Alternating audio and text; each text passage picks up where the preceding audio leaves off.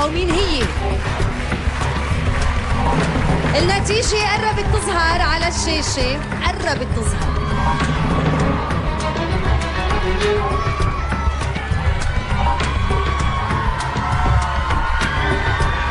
إذا نحن ناطرين النتيجة.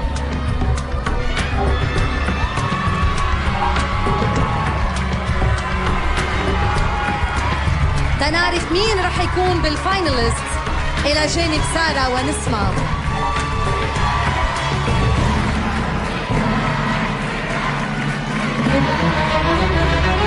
لحظات، ثواني قليلة، رح تطلع النتيجة وألف مبروك لأحمد من مصر. 96%. مبروك لأحمد. وهيك بتكتمل صورة الفايناليست الثلاثة. أحمد بينضم لسارة ونسمة بنهائيات الموسم الثامن، والتصويت للثلاثي سارة ونسمة وأحمد بيبدأ مباشرة بعد شوي.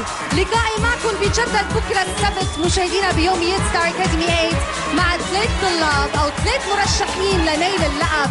بتمنى التوفيق للجميع وتصبحوا على ألف خير.